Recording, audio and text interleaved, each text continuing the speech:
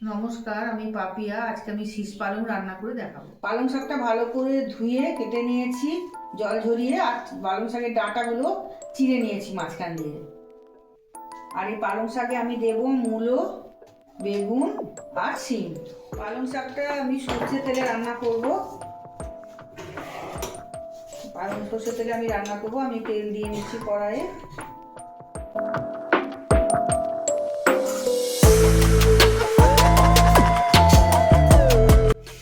বড়ি, 3টে কাঁচা লঙ্কা আর কালো জিরে নিয়েছি।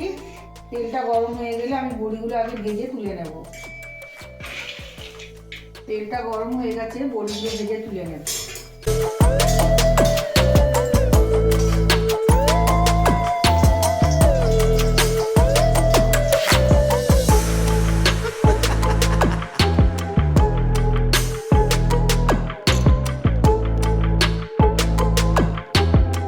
হয়ে গেছে, বড়িটা তুলে নেব। বড়িটা ভাজা হয়ে গেছে, বড়িটা তুলে নিয়েছি। আর শিমগুলো দিয়ে ভেজে নেব।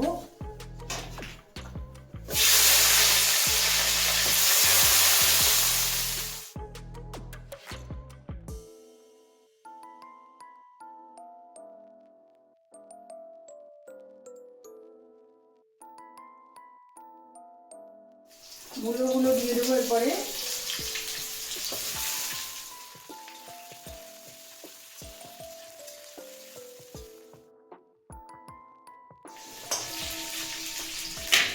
মূলোটা শিমটা ভাজা হয়ে গেছে, আমি বেগুনগুলো দিয়ে একটু নেড়ে নেব।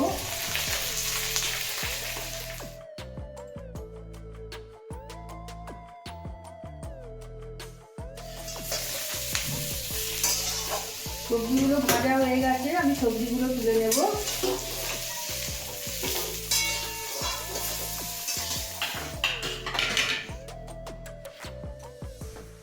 কড়াইয়ের মধ্যে অল্প একটু তেল দিয়ে দেবো।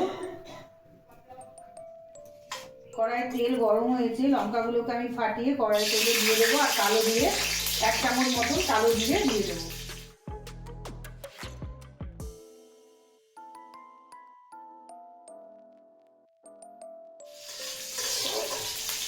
কালো জিরেটা ফুটে উঠেছে, পালং শাকগুলো দিয়ে রেখেছিলাম, যে পালং শাকগুলো এবার দিয়ে দেবো কড়াইয়ের মধ্যে।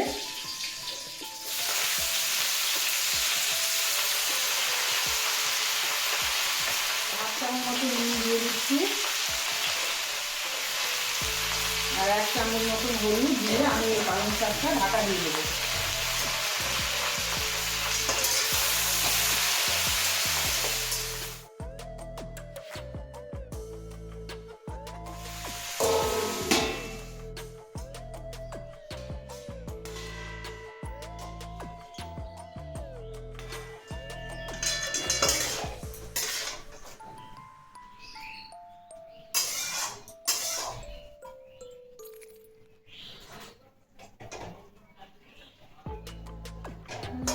ঢাকা দিয়ে রেখে দিলাম।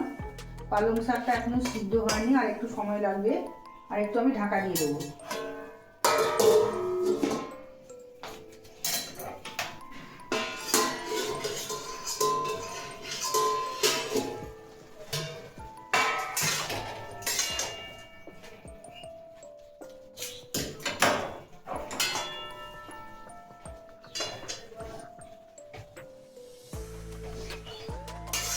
পালং শাকের ডাঁটাগুলো সিদ্ধ হয়ে গেছে।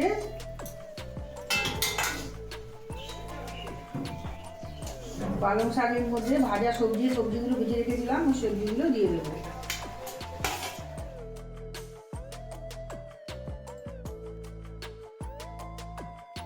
এই পালং শাকে কিন্তু একটু জল দিইনি, শাক থেকে যে জলটা বেরিয়েছে সেই জলটাই আছে। শাকের মধ্যে আমি 1 চামচ চিনি দিয়ে দেবো।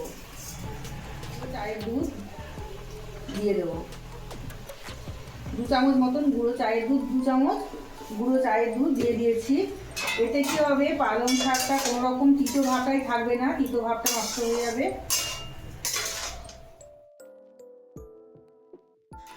দিয়ে আমি পালং শাকটা একটু ঢাকা দিয়ে দেবো। সবজিগুলো একদম সিদ্ধ হয়ে যাবে, আর গোটা গোটা লাগবে, আর একদমই তিতো লাগবে না।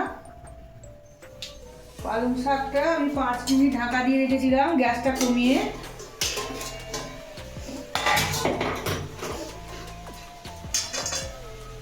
সবজিগুলো একদম সিদ্ধ হয়ে গেছে, দেখে নেবো আমি খুন্তি দিয়ে। এই যে আমার সবজিগুলো একদম সিদ্ধ হয়ে গেছে, জলও একদম নেই। আর পালং শাক দিয়ে সবজিগুলো সিদ্ধ হয়ে গেছে কিন্তু গোটা গোটা আছে। এবার আমি যে বড়িটা ভেজে রেখেছিলাম, বড়িগুলো আমি 2 খণ্ড করে নিয়েছি, বড়িগুলো দিয়ে দেবো।